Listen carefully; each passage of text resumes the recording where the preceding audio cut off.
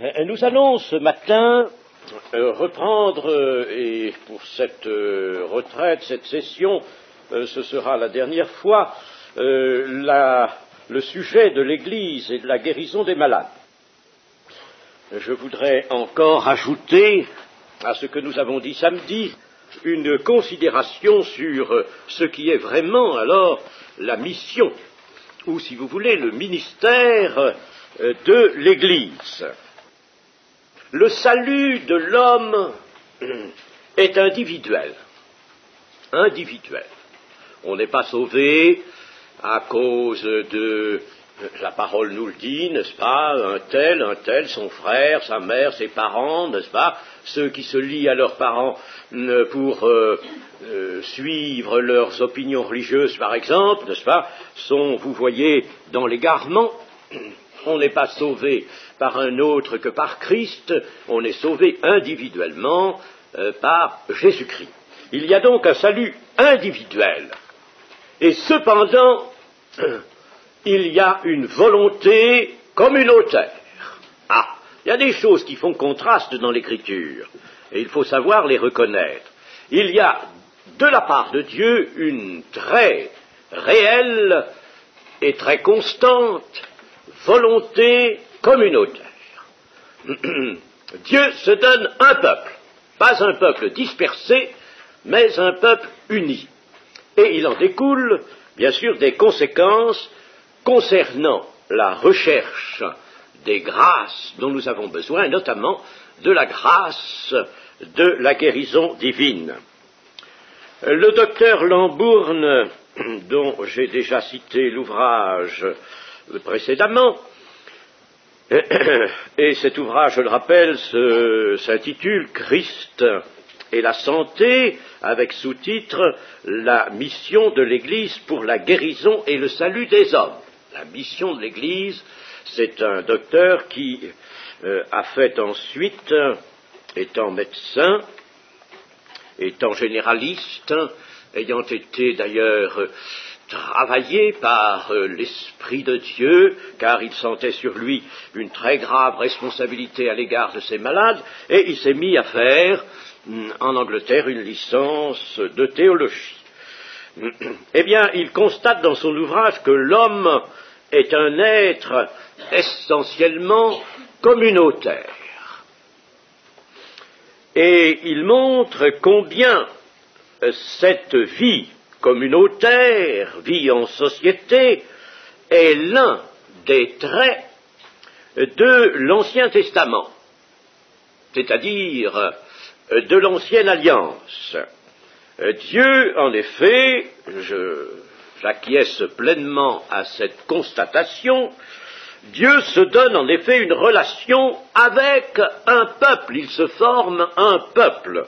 Et je rappelle ce que dit la Genèse, ce que dit Dieu dans la Genèse, « Je fais alliance avec toi et ta postérité, de génération en génération, alliance perpétuelle, en vertu de laquelle je serai ton Dieu et celui de ta postérité. » La postérité d'Abraham. Le point de départ de l'œuvre de Dieu, après le déluge, c'est Abraham. Dieu se choisit un homme. Et il n'y en avait pas deux, nous dit un prophète. Il y avait que lui à choisir. Dieu a choisi le seul qui pouvait répondre à son attente pour l'accomplissement de ses desseins. Abraham est un point de départ. Il n'est pas un sauveur, personne ne l'est, en dehors de Christ, mais il est un point de départ. Toutes les familles de la terre seront bénies en toi. Il va être une projection de bénédiction sur sa postérité qui ne sera pas seulement sa descendance amorcera sa postérité, mais sa postérité envahira les nations, et sa postérité, elle sera élue, nommée en Isaac, son fils, le fils de la promesse. Voilà ce que nous savons. L'Église est la postérité d'Abraham. Nous notons aussi que par les actes d'Abraham, la destinée d'une descendance, alors là c'est le peuple d'Israël, la descendance d'Abraham, la destinée de ce peuple est celle, plus lointaine mais encore plus glorieuse, de cette postérité qui lui est promise, postérité nombreuse, est assurée par les actes de cet homme. Et alors il est tout de même intéressant de relire la Genèse, Genèse 22, 17 et 18. Je te bénirai et je multiplierai ta postérité comme les étoiles du ciel et comme le sable qui est sur le bord de la mer, et ta postérité possédera la porte de tes ennemis, c'est-à-dire elle dominera sur tes ennemis. Toutes les nations de la terre seront bénies en ta postérité parce que tu as obéi à ma voix. Et pourtant les promesses, elles étaient déjà faites, elles avaient même été réitérées à Abraham, chaque fois d'ailleurs qu'Abraham faisait quelque chose qui plaisait à l'Éternel et manifestait sa foi, l'Éternel ne manquait pas de lui réitérer ses promesses. Mais elles n'étaient pas scellées. Elles n'étaient pas scellées, elles le sont ici. Parce que tu as obéi, parce que tu m'as donné ton fils, ton unique, tu n'as pas hésité, tu ne me l'as pas refusé, tu me l'as donné. Je pouvais te laisser abattre le couteau sur lui et le mettre sur l'autel, le laisser brûler en holocauste. Tu ne me l'as pas refusé. À cause de cette obéissance, toutes les promesses s'accompliront. Donc, je répète bien que par les actes de foi, c'est en quoi Abraham est le père de la foi, les actes de foi de cet homme, nous voyons que la destinée glorieuse de toute sa postérité est assurée. C'est remarquable, n'est-ce pas cela? Dieu bénira ensuite l'accroissement et la continuité de la communauté israélite qu'il s'est choisie, le peuple qu'il s'est donné. Moïse sera suscité par Dieu pour délivrer tout un peuple. Et il n'a pas été choisi pour lui seul, pour son propre salut, pour son propre bonheur à lui seul, mais pour que s'accomplisse l'œuvre de Dieu face à Israël. Et aucun des grands auxiliaires de Dieu n'a été choisi pour lui-même. Lui, il sera sauvé. Il est dit à Daniel, toi, persévère jusqu'à la fin et tu seras sauvé. Mais il a un rôle, une mission qui n'est pas pour assurer son bonheur à lui. David n'est pas roi donné par Dieu pour assurer son propre bonheur, mais pour combattre. Et Salomon, son fils, à la deuxième moitié de son règne, s'est fourvoyé entièrement quand il a recherché, lui, la jouissance et son propre bonheur. Ce n'était pas pour cela. Et nous, chers amis, je vous le dis, Dieu ne nous fait pas ses témoins, il nous fait ses disciples pour notre salut personnel. Mais il nous fait ses témoins pour une œuvre qui est collective, pour une œuvre qui est extérieure. On est témoin du Seigneur Jésus, pas pour soi, pour souffrir. Ça, il faudrait peut-être le savoir. Hein. Parce que l'évangélisation, je le dis souvent, malheureusement, le message d'évangélisation, n'est-ce pas, ne doit pas être reçu par les chrétiens pour eux, pour s'adapter à leur situation, à leur vie. Le message d'évangélisation est donné pour les gens du dehors, qui n'ont pas encore entendu l'évangile ou qui viennent l'entendre dans les premières fois, mais le message qui convient aux chrétiens, à ceux qui sont des disciples et des témoins étant baptisés du Saint-Esprit, c'est un message différent. Il t'est dit, si tu souffres avec lui, tu régneras avec lui. On ne dit pas ça en évangélisation. C'est pour ça que je déplore un peu, n'est-ce pas, il faut que les chrétiens soient présents à leur réunion d'évangélisation pour apporter, pour aider, mais pas pour eux. Il faudrait tout de même qu'on le comprenne, c'est pas pour eux, le message n'est pas pour eux. Viens au Seigneur Jésus, n'est-ce pas tout ça? Ce n'est pas pour eux. Ils sont venus. On vient une fois. La rédemption peut jouer une fois, pas deux fois. Et il faut tout de même mettre ces choses-là au clair, n'est-ce pas? Et vous êtes, si vous êtes baptisés dans le Saint-Esprit, de disciples que vous étiez, vous êtes devenus des témoins. Et si vous êtes devenus des témoins, ce n'est pas pour vous. Vous étiez disciples pour votre salut. Assurez votre salut. Bon, mais vous êtes maintenant des témoins par le baptême du Saint-Esprit pour l'extérieur, pour souffrir, pour combattre le bon combat de la foi. Et vous êtes là engagés dans une œuvre d'ensemble. Dans une œuvre d'ensemble. Et non plus dans une œuvre personnelle. Votre personnalité est remise à Dieu, votre destinée personnelle, ce n'est plus elle qui fait l'objet de votre recherche, il faut sortir de cela, vous regardez les autres comme ayant beaucoup plus d'intérêt, nous dit la parole, que vous-même, votre intérêt, lui, il disparaît, il est confié à Dieu. Il est bien confié. Et il y a intérêt qui se reporte sur les autres. Ça, c'est à la base de la mission de l'Église pour la guérison des malades, je reprends le titre du docteur Lambourg, pour la guérison des malades, et c'est à la base de la mission de l'Église pour tout, n'est-ce pas? Notamment pour la guérison des malades. La Pâque se célébrait en un jour pour toutes les familles d'Israël, ensemble. C'est un événement communautaire. C'est un peuple qui a été délivré.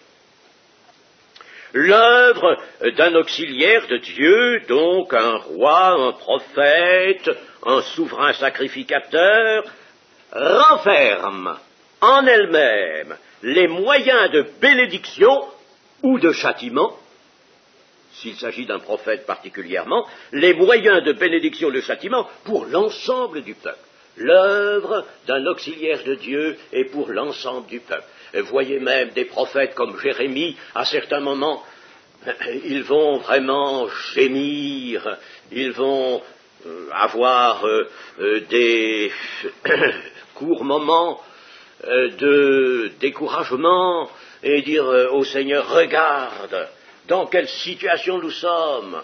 Jérémie le dit particulièrement, j'ai toute l'hostilité de ma famille, du peuple contre moi, j'ai rien fait pour ça, rien du tout, au contraire, moi je voudrais vivre en bonne harmonie avec tout le monde, mais tu mets ta fureur, toi, ô Seigneur, tu mets ta fureur en moi, et je leur parle avec des mots qui sont cinglants, je leur parle durement de ta part, et c'est ta fureur qui est en moi, et alors je me fais des ennemis.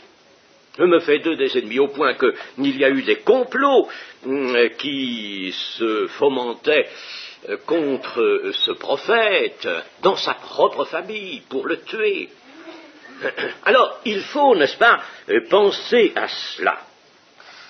Et d'autre part, nous voyons dans l'Ancien Testament, dans le Nouveau aussi, mais c'est plus apparent dans l'Ancien, que la responsabilité que Dieu retient est une responsabilité collective. Une responsabilité collective. Oui, une responsabilité collective. Voyez, par exemple, je rappelle cet incident très grave de l'ange qui pointait son épée sur Jérusalem du temps du roi David. Et le roi David, lui, il avait commis aux yeux de Dieu une erreur qui était grave. Bien sûr, le peuple avait d'autres responsabilités qui venaient de plus loin. Mais le roi, là, avait commis une erreur, une faute de vouloir un recensement du peuple, s'assurer qu'il avait autour de lui un peuple puissant, nombreux. Au lieu de s'en rapporter uniquement à son Dieu, n'est-ce pas? Là, il y a eu faiblesse dans la vie de David, et Dieu dit à David, eh bien maintenant, choisis, voici 3 châtiments, choisis celui que tu veux. Et ces châtiments, il portait sur le peuple. Il portait sur le peuple tout entier et non pas sur David. David aurait préféré que ce soit lui seul qui soit châtié, mais non. Tout le peuple, n'est-ce pas? La responsabilité que Dieu retient, nous voyons dans bien d'autres occasions, est une responsabilité collective. Ce qui ne détruit pas le fait que la relation personnelle d'une âme avec Dieu soit apparente et elle aussi maintenue. Par exemple, Ézéchiel nous dira « Je vous jugerai chacun selon ses voies, maison d'Israël ». Il y a là donc une responsabilité personnelle, mais aussi une responsabilité collective. Comment les choses vont-elles interférer, ces 2 responsabilités? Ah, ça, c'est la grande science de Dieu. Nous ne pouvons pas nous immiscer en cela, nous ne pouvons que constater. Le Seigneur Jésus nous a lui-même montré cette responsabilité collective. Voyez par exemple dans Matthieu 10 et verset 14.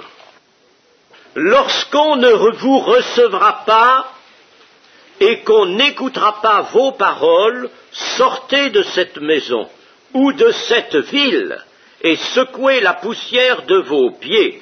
Je vous le dis en vérité, au jour du jugement, le pays de Sodome et de Gomorrhe sera traité moins rigoureusement que cette ville-là. Voilà une responsabilité collective, cette ville-là.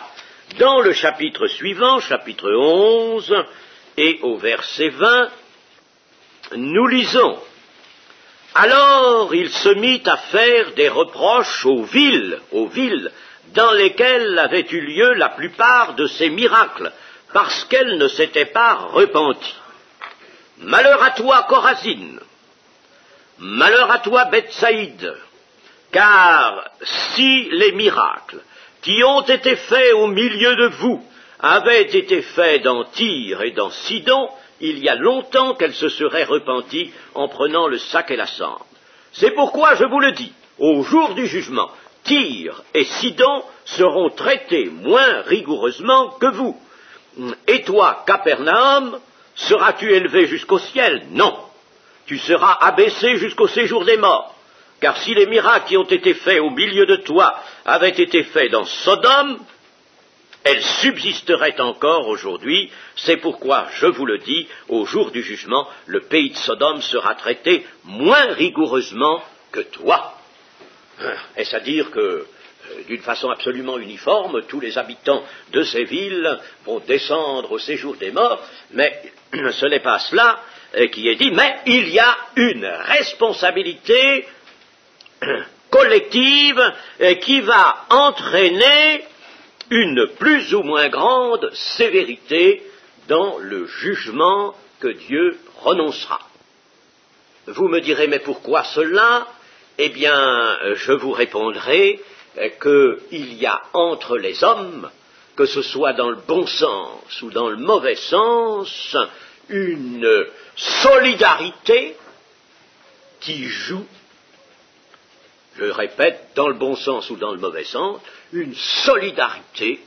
On a souvent dit que les hommes étaient des moutons de Panurge.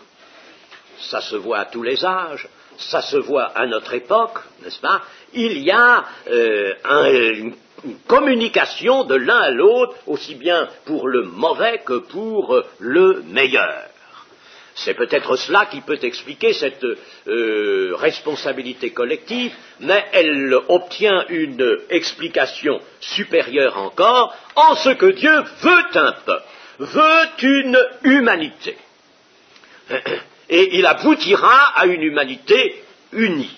Il veut, par conséquent, un ensemble communautaire. On ne peut pas manquer d'être frappé par le lien entre les hommes. Ce lien qui a pour point de départ et pour base la procréation. En somme, tous les hommes sont la famille d'Adam. Nous sommes tous de la même famille. La famille d'Adam. Et ceux qui ont fait de l'anthropologie, des savants, sociologues ou plutôt des anthropologues, ont pu dire dans des ouvrages que maintenant on peut affirmer que l'humanité n'est qu'une seule race. Cela, je l'ai relevé dans mon ouvrage Au-delà du temps, il y a déjà plusieurs années, une seule race. Il n'y a pas plusieurs races, il n'y a pas la race jaune, la race noire, la race blanche, etc. Et il y a une seule race. Évidemment, il s'est produit des variétés, n'est-ce pas, une seule espèce humaine, si vous voulez, avec des variétés. Mais race dans le sens d'espèce, il n'y en a qu'une, absolument qu'une. Par un seul homme, le péché est entré dans le monde, nous dit l'Épître aux Romains. Par un seul homme. Voyez la solidarité qui a joué. Terrible cette solidarité. Par un seul homme, car tous ont péché. Par un seul homme, le péché est entré dans le monde. Et nous voyons dans le sens de la reconstruction, dans le sens de l'établissement du royaume de Dieu, du salut des hommes, nous voyons apparaître dans la pensée de Christ un désir communautaire très net, et ce désir communautaire, nous le trouvons par exemple dans cette parole, je bâtirai mon Église. Mon Église, et mon Église c'est un édifice. Mon Église c'est un ensemble harmonieux. Je bâtirai mon Église. Et puis, nous le trouvons aussi dans le Sermon sur la montagne, au chapitre 5 de Matthieu. Nous avons évidemment des choses qui intéressent isolément certains hommes qui adoptent l'attitude de cœur qui convient, mais nous avons aussi là une pensée de communauté, lorsque par exemple il est dit heureux les débonnaires. Les débonnaires, ce sont les doux, ceux qui emploient la douceur, car ils hériteront la terre. Heureux ceux qui ont faim et soif de la justice, car ils seront rassasiés. Ils ont faim et soif de la justice. La justice, c'est pas pour eux-mêmes seulement.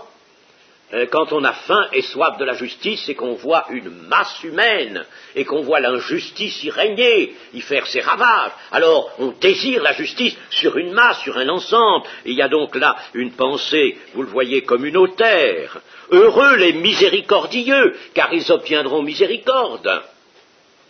Les miséricordieux, c'est pas pour eux, c'est pour les autres. On est miséricordieux pour les autres, on ne peut pas être miséricordieux pour soi. Là, on ne peut que s'apitoyer sur soi, mais on est miséricordieux pour les autres. Heureux ceux qui ont le cœur pur, ça c'est une disposition de cœur qui est plutôt personnelle. Heureux ceux qui procurent la paix, car ils seront appelés fils de Dieu. Voyez-vous, ceux qui procurent, à qui le procurent-ils la paix? Aux autres, autour de lui, autour d'eux, à leur entourage. Ils procurent la paix. Notons bien cela, que nous devons être, nous, disciples du Seigneur, ceux qui procurent la paix en tout temps, en toute occasion, petit ou grand, et non pas le désordre, et non pas le trouble. Chers amis, comme ces choses doivent s'inscrire sur les tables de nos cœurs, procurez la paix, et attention à la langue, parce qu'il y a quelquefois un venin, comme dit l'Écriture, qui sort de là. Alors attention, n'est-ce pas, de ne procurer que la paix. Heureux ceux qui sont persécutés pour la justice, car le royaume des cieux est à eux, pour la justice qui intéresse toujours des masses. Enfin, nous voyons, n'est-ce pas, apparaître toujours l'idée d'une masse, d'une communauté. Et puis alors, dans ce même sermon sur la montagne, le Seigneur nous dira, Si donc tu présentes ton offrande à l'autel et que là tu te souviennes que ton frère a quelque chose contre toi, laisse là ton offrande devant l'autel et va d'abord te réconcilier avec ton frère, puis viens présenter ton offrande. D'abord sois réconcilié avec ton frère. Et ton frère peut être plusieurs. Tu peux avoir plusieurs frères avec qui tu aies besoin d'être en accord. Accorde-toi promptement, même si c'est ton adversaire, avec ton adversaire, pendant que tu es en chemin avec lui, de peur qu'il ne te livre au juge et que le juge ne te livre à l'officier de justice et que tu ne sois mis en prison. Je te le dis en vérité, tu ne sortiras pas de là que tu n'aies payé le dernier cadran. Voyez comme il faut absolument qu'il y ait un esprit communautaire, par un accord, par une paix, par une justice qui règne, et que l'on fait régner, par une miséricorde qui se répand. Communautaire. Oh, chers amis, mais ces choses doivent être clamées dans notre Église aujourd'hui. Elles font défaut, elles sont en échec. N'aie pas peur de vous le dire. Quand je vois quelque part, n'est-ce pas, où que l'on me montre, un pasteur me dit, il y a tel et tel incident entre un tel et un tel, malheureusement, c'est à déplorer, il y a ceci, il y a cela. Je vous assure, ça me fait une peine considérable. Parce que je dis, comment est-il possible que les chrétiens ne surmontent pas cela pour vivre dans la paix, pour être miséricordieux, pour s'accorder avec leurs frères, même si leur frère a tort. Il ne s'agit pas ici, n'est-ce pas, d'un frère vis-à-vis duquel on a toutes les raisons. Si ton frère a quelque chose contre toi, même que ce soit injustifié, va t'accorder avec lui, même s'il est ton adversaire. On a oublié ces choses-là. Et vous voyez, n'est-ce pas, la directive d'un corps est là, la directive d'un corps, un corps uni, par conséquent une idée communautaire. Alors, ce qui couronne le tout, c'est ce que Jésus nous dit dans l'évangile de Jean, au chapitre 13, et à mes yeux, et je pense qu'à vos yeux aussi, c'est un véritable couronnement, en effet. Jean 13, 34 et 35. Ce sont les dernières instructions du Seigneur, les instructions de la fin de son ministère. Elles sont toutes empreintes de la consigne d'amour.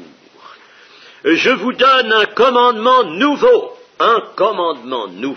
Aimez-vous les uns les autres comme je vous ai aimé, du même amour que j'ai eu pour vous. Aimez-vous les uns les autres. À ceci tous connaîtront que vous êtes mes disciples, si vous avez de l'amour les uns pour les autres. À ceci tous connaîtront que vous êtes mes disciples, c'est-à-dire qu'ensemble, vous formez l'Église de Jésus-Christ, que vous êtes le corps de Christ, et que je suis révélé, Jésus le précisera un peu plus loin dans le chapitre 17, je serai révélé comme l'envoyé de Dieu dans une communauté où tous les membres s'aiment les uns les autres. Alors je serai révélé comme l'envoyé de Dieu, comme le Christ. Car dans l'idée d'envoyer, il y a toujours l'idée loin de Dieu. Ah, mes amis, mais c'est d'une importance capitale cela. Nous traitons actuellement de la guérison, de guérison des malades qui entrent dans la mission de l'Église. Mais nous sommes, vous voyez, obligés de traiter de ces choses, n'est-ce pas? Parce que la guérison des malades se trouvera en échec si l'amour est en échec. Ça, c'est pas douteux. Dans un milieu où il n'y aura pas cette unité, cet amour, comment voulez-vous que la bénédiction de Dieu soit abondante? Comment voulez-vous qu'elle relève les malades? C'est une grâce, et c'est une grâce qui est précisément de celles qui se voient, et qui sont immédiatement sensibles. Nous avons eu ici des personnes soulagées de leurs maux, elles ont pu rendre témoignage et gloire à Dieu. Ça se voit, ça se sait immédiatement. C'est pourquoi c'est une grâce. que le Seigneur Dieu va subordonner à l'amour des membres de la communauté les uns pour les autres.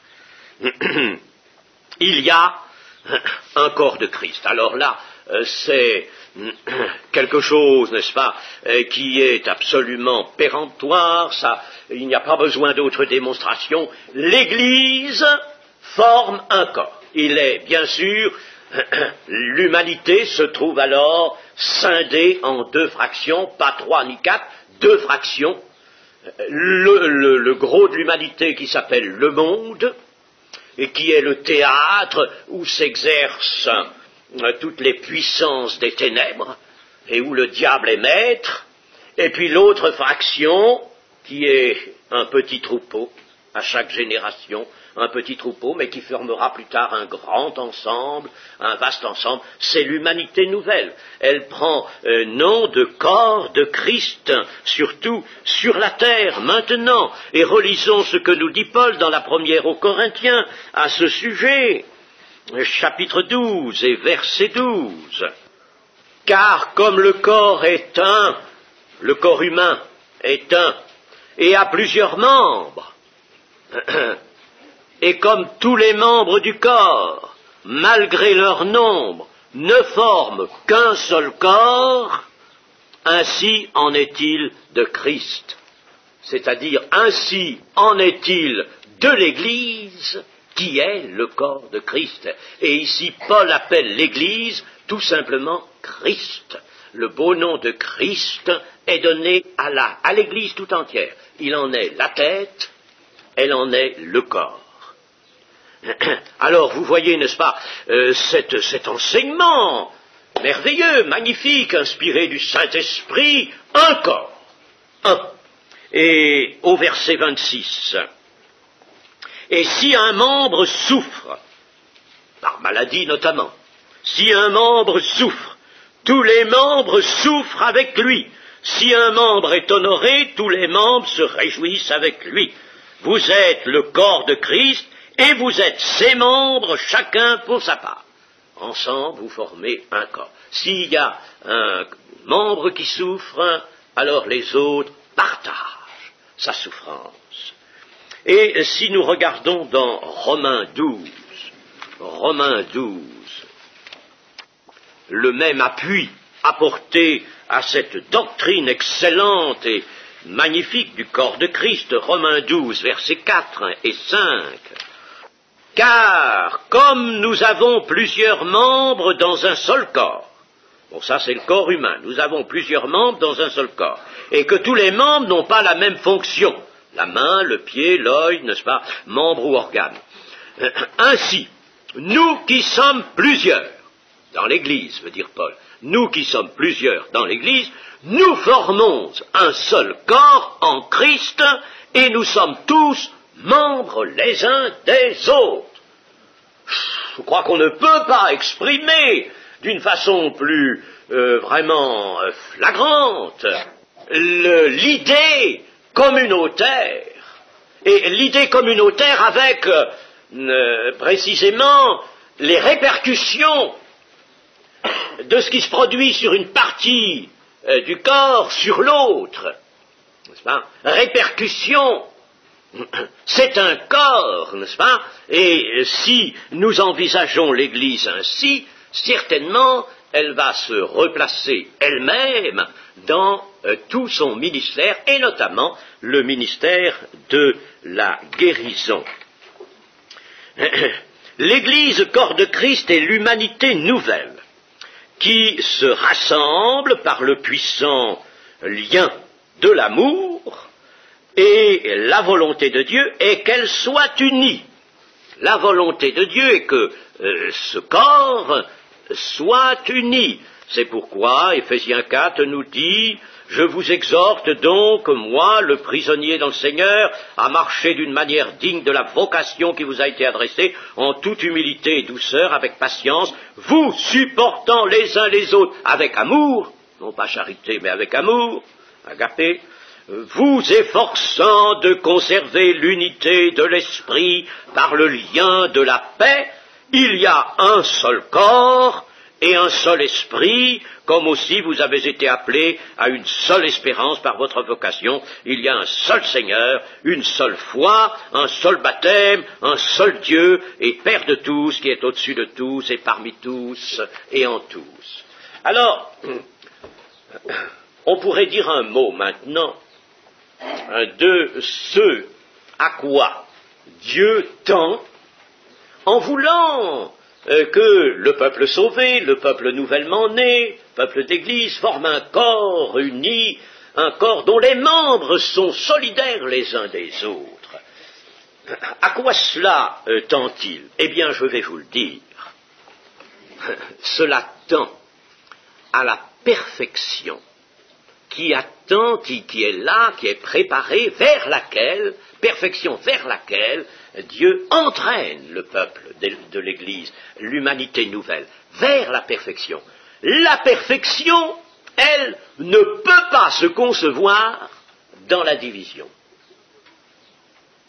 Ne peut pas se concevoir. L'amour est la perfection, l'amour est l'unité, l'esprit est unité, la perfection est une. S'il y avait deux perfections, supposées, faisons un peu de philosophie peut-être, s'il y avait deux perfections, deux états de perfection, eh bien, ils seraient comparables l'un à l'autre. Il faudrait les comparer.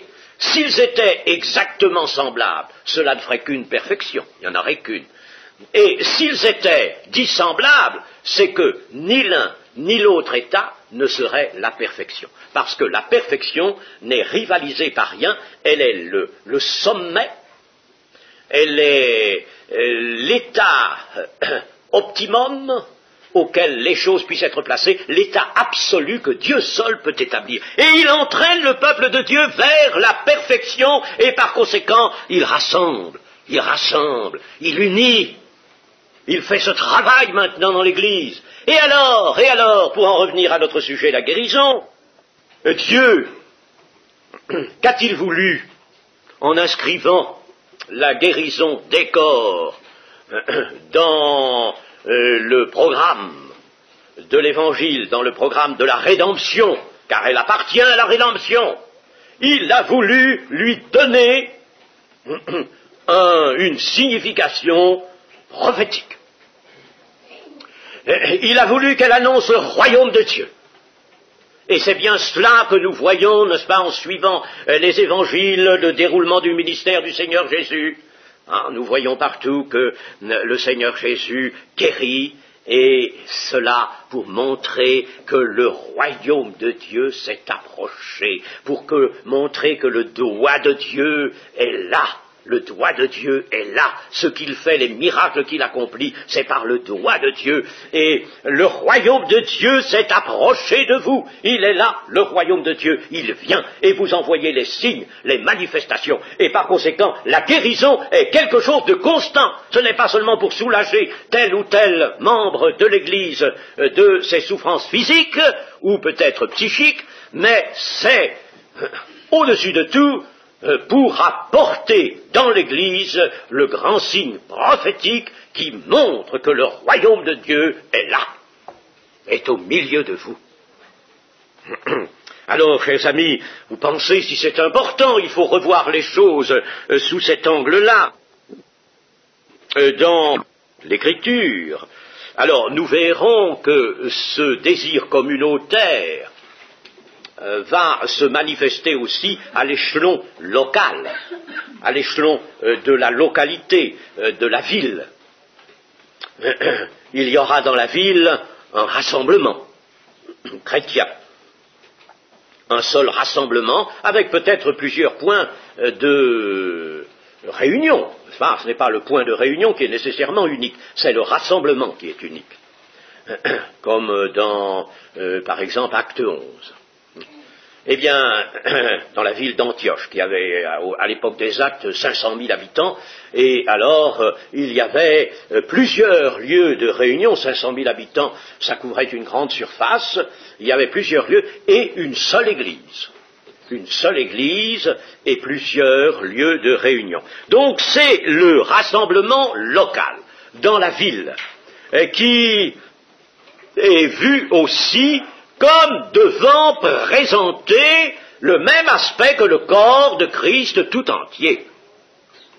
Il doit y avoir la même chose. Et dans l'Épître aux Hébreux, chapitre 10 et au verset 25, il est dit « N'abandonnons pas notre assemblée comme c'est la coutume de quelques-uns, mais exhortons-nous réciproquement, et cela d'autant plus que vous voyez s'approcher le jour. » Littéralement, c'est n'abandonnons pas le rassemblement de nous. C'est-à-dire, selon une autre traduction plus proche du grec, ne désertez pas les assemblées comme certains en ont pris l'habitude. Ne désertez pas les assemblées. Vous êtes dans une assemblée de telle ville, un rassemblement, ne l'abandonnez pas, ne le désertez pas, n'allez pas vous promener, n'allez pas, quand il y a un rassemblement, soyez là. Parce que le corps doit être là, parce que les membres du corps doivent être là ensemble. Il ne doit pas y avoir de raison, quelle qu'elle soit, raison contingente, qui puisse empêcher cela, n'est-ce pas? Il faut que les membres de l'Église se rassemblent. Et puis, nous avons une invitation de l'Écriture à porter les fardeaux des uns des autres, à intercéder les uns pour les autres, porter les fardeaux, intercéder, ce qui montre que dans le corps, les membres qui vont constater, apprendre qu'il y a parmi eux certaines souffrances, certaines douleurs physiques, certaines maladies, eh bien tout le corps va se mettre, n'est-ce pas, à prendre ce fardeau, à le supporter dans la prière, à le porter à Dieu, n'est-ce pas? Quelle richesse, quelle force! Quelle force, mes amis, dans, je dis bien, un rassemblement uni. Si le rassemblement est désuni, cela ne pourra pas être agréé de Dieu. Dans un rassemblement donc uni, n'est-ce pas, et vous voyez que par conséquent, la question communautaire, le lien de l'esprit qui unit tous les membres, c'est quelque chose qu'il faut considérer avant tout, parce que sans ça, la prière d'intercession n'a pas de force ni de valeur. Vous savez que le Seigneur Jésus a donné cet ordre, qui n'est pas seulement l'ordre donné à quelques-uns des disciples contemporains, mais l'ordre donné à toute l'Église. Prenons-le dans Luc 9, 9, 1 et 2, Jésus, ayant assemblé les 12, leur donna force et pouvoir sur tous les démons, avec la puissance de guérir les malades. Il les envoya prêcher le royaume de Dieu et guérir les malades. Et le Seigneur voulait qu'ils soient au moins deux par deux, pas un, deux par deux. Voilà la mission de l'Église qui est permanente, il n'y a absolument rien qui la modifie au cours du temps, prêcher le royaume de Dieu et guérir les malades. Guérissez les malades, ressuscitez les morts, et dites, le royaume de Dieu s'est approché de vous. La prédication du royaume de Dieu est assortie, accompagnée de cela. Mais il y a là une action communautaire. Et cette action communautaire, nous la signalons, nous, assez souvent, dans nos citations. Il nous arrive souvent de citer cela, quand 2 ou 3 sont assemblés, dans mon nom je suis au milieu d'eux. Mais c'est bien de citer ça. Mais ce serait mieux d'en tenir compte, toujours, quand 2 ou 3, ça veut dire même si le rassemblement est assez étroit, mais s'il y en a 4, s'il y en a 5, s'il y en a 10, s'il y en a 20, s'il y en a 30, enfin, le Seigneur ne demande pas mieux, seulement, n'est-ce pas, il faut que, comme le dit le verset 19 dans le chapitre 18 de Matthieu, je vous le dis encore que si 2 d'entre vous s'accordent sur la terre, 2 s'accorder par le Saint-Esprit pour demander une chose quelconque, elle leur sera accordée par mon Père qui est dans les cieux. il y aura plus de force. Le Père Céleste verra deux cœurs qui viennent dans l'union, dans l'unité du Saint-Esprit pour lui présenter ensemble la même intercession, la même prière.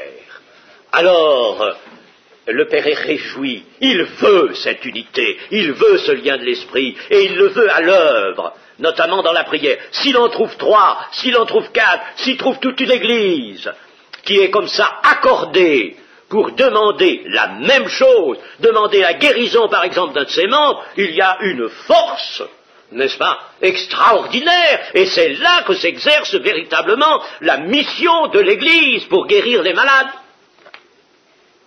Et la mission de l'Église ne va pas s'exercer par le moyen de ces gens qui, isolément, ayant pris décision d'eux-mêmes, ayant consulté la chair et le sang, et non pas le Saint-Esprit, ont institué une mission d'évangélisation tout seuls. Ils se sont donné un nom. Bon, alors ils ont réuni de l'argent, pris des grands chapiteaux, ils s'en vont dans des villes, et puis alors, n'est-ce pas, ils se présentent, il y a le principal, l'initiateur, présente là comme un grand évangéliste, et il fait tout. Et alors les gens viennent, il impose les mains, il prie pour eux, il prélève un peu leur argent, même beaucoup, n'est-ce pas, il a déjà fait d'ailleurs avant, n'est-ce pas, le rassemblement de l'argent avant de rassembler les personnes, et puis, alors il est là, n'est-ce pas, et il impose les mains, s'il agit comme évangéliste, et encore je dis attention, une mission d'évangéliste ne part pas de rien, elle part de l'Église existante. Ça, chers amis, je suis formel. S'il y a un évangéliste, il doit être envoyé par les Églises. Par conséquent, chers amis, pensez à ceci, tous ces initiateurs qui ont pignon sur rue même, et qui ont une raison sociale, et qui ont pas mal d'argent et de moyens, n'est-ce pas, et qui font ça par eux-mêmes, ces gens-là, ne les suivez pas. Ils ne sont pas partis de l'Église, ils ne sont pas envoyés par l'Église, ils se sont envoyés eux-mêmes. Mais ce que je relève, n'est-ce pas, en admettant que quelqu'un soit un évangéliste et ait reçu de Dieu un ministère, en général d'ailleurs ils ont pu recevoir quelque chose, cela se voit, n'est-ce pas, à l'origine, mais ils l'ont mal employé. Mais en admettant qu'il y ait un évangéliste qui ait reçu de Dieu un don, une qualification, un ministère d'évangéliste, eh bien qu'il l'exerce dans l'Église, en accord avec l'Église, en union avec l'Église. Et alors, oui, il imposera les mains aux personnes nouvelles qui viendront, qui se présenteront, qui auront été touchées par l'Évangile, et il y aura des guérisons qui se feront. Mais les membres de l'Église, eux, qui existent déjà, n'ont pas à aller à cette source-là. Les amis, c'est quelque chose de bouleversant de voir qu'aujourd'hui des membres de nos églises courent après un homme. C'est un tel d'un côté, un tel d'un autre. Alors, on dit d'eux, n'est-ce pas, ils guérissent. Ils guérissent. Celui-là, il guérit. Alors, on court après un homme. Mais c'est tout à fait étranger à la doctrine de Christ, tout à fait étranger à la révélation de Dieu. Et voulez-vous que je vous dise ce que m'a dit un pasteur de nos églises il n'y a pas longtemps? Il m'a dit, je suis allé, il y a pas mal d'années, à un grand rassemblement qui était fait comme ça par un homme, c'était Osborne, venu d'Amérique. Celui-là, nous savons, n'est-ce pas, comment il a dévié. Nous savons ce qu'il a fait, qu'il entraîne le peuple de Dieu vers la superstition, donnant des petits bouts de bois, des bouts de chiffon ou de papier, je ne sais quoi, n'est-ce pas, sur lesquels il faut prier.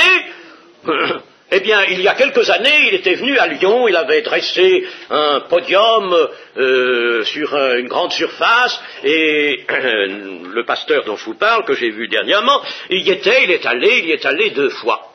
Et on avait annoncé, naturellement, mission de guérison divine. Et on avait annoncé avec tant d'éclat que des gens, des malades, avaient été amenés en ambulance, il l'a vu, avaient été amenés en ambulance. Et le pasteur en cause, n'est-ce pas, se tenait là près du podium, et il voyait venir, n'est-ce pas, tous ces malades, des gens qu'on portait, comme les infirmes du temps de Christ, n'est-ce pas, et il les voit là. Alors il priait dans son cœur, il disait, Seigneur, manifeste ta puissance, ta grandeur, ton amour envers ces pauvres gens, n'est-ce pas, autour du podium. Et l'évangéliste, quand le moment arriva de l'imposition des mains, il n'était pas trop sûr de lui, parce qu'il a dit, aujourd'hui vont être guéris ceux qui sont sourds de l'oreille droite, seulement. Bon, alors, on a prié pour ceux qui étaient sourds de l'oreille droite, et puis ces pauvres malades s'en sont retournés, on les a repris. Bon, le lendemain, on en a ramené encore beaucoup. Deuxième réunion. Alors, l'évangéliste de dire, nous allons prier pour ceux qui sont sourds de l'oreille gauche. Mais, chers amis, de qui se moque-t-on? Ce sont des choses qui ont été vues, prises sur le vif. De qui se moque-t-on, chers amis? Et vous, membres de l'Église, souvent manquant de discernement et vraiment d'affermissement, vous courez. Là, vous courez. Vous êtes appelés, vous y allez. Chers amis, non, le Seigneur veut vous guérir dans votre Église. Là où vous êtes, c'est là où vous êtes, et par le moyen de votre Église. Alors, si vous êtes malade, eh bien, laissez les frères et les sœurs prier pour vous ensemble, et que ce soit même l'occasion, votre maladie soit l'occasion encore d'une union plus resserrée entre les membres de l'Église. Que l'on prie les uns pour les autres, comme dit Jacques, priez les uns pour les autres, afin que vous soyez guéris. C'est dans votre Église. Et, chers amis, tout cela devra concourir à réaliser l'unité de l'esprit dans l'Église, à faire disparaître tout ce qui peut être cause d'inimitié ou de division, afin que la paix, l'unité règne dans votre Église locale. Là, n'est-ce pas, vous ne pouvez pas la faire régner, vous, dans le corps de Christ tout entier, mais dans votre Église locale. Et que tous prient pour les malades de l'Église, et que tous pensent qu'en allant rechercher au nom de Christ cette grâce auprès du Père Céleste, on dit aussi implicitement au Père Céleste, Seigneur, nous réalisons combien nous avons besoin d'être unis, combien nous avons besoin de t'obéir, combien nous avons besoin chacun de nous de purifier notre vie, de faire une expérience avec Christ qui soit toujours plus profonde, plus réelle, plus éclatante, de nous abandonner. Voilà le sens de la maladie, chers amis, et voilà comment on doit rechercher la maladie, et non pas courir après l'un et après l'autre, surtout des gens, n'est-ce pas, qui s'autorisent d'eux-mêmes, et non pas de l'Esprit de Dieu. Alors tout cela est à savoir et à pratiquer, et nous voyons ici, nous en avons fait depuis ces 11 ans maintenant, la démonstration. Ici, vous êtes en serre chaude un peu, n'est-ce pas? Vous êtes retiré de vos préoccupations habituelles, et vous avez un volume, au cours de nos retraites, un volume de prière en commun de 2 heures par jour à peu près, n'est-ce pas? Vous avez 2 réunions en plus de méditation de la parole, nous ouvrons la parole de Dieu, et cela évidemment vous fait du bien, beaucoup l'expriment et le disent, n'est-ce pas? Et cela élève au milieu de nous, ici, n'est-ce pas? Nous ne formons pas une église, nous formons une communauté transitoire, n'est-ce pas? Mais cela élève le niveau spirituel. Et quand le niveau spirituel s'élève, vous voyez, la grâce de Dieu réapparaît. La grâce de Dieu. Nous en faisons la démonstration, mais cela doit se faire dans votre église. Alors, évidemment, dans votre église, vous ne pouvez pas être réunis tous les jours. C'est peut-être dommage, hein, mais cependant, n'est-ce pas, vivez dans un esprit d'union les uns avec les autres pour former un corps. Et Et c'est de ce corps que le Seigneur veut entendre monter vers lui l'intercession pour les malades, et il veut les guérir. Ce sera là la joie, on peut dire, du Père céleste que d'accorder, que d'exaucer les prières qui monteront d'un corps uni. Que cela soit pour la gloire de Christ. Amen. Amen.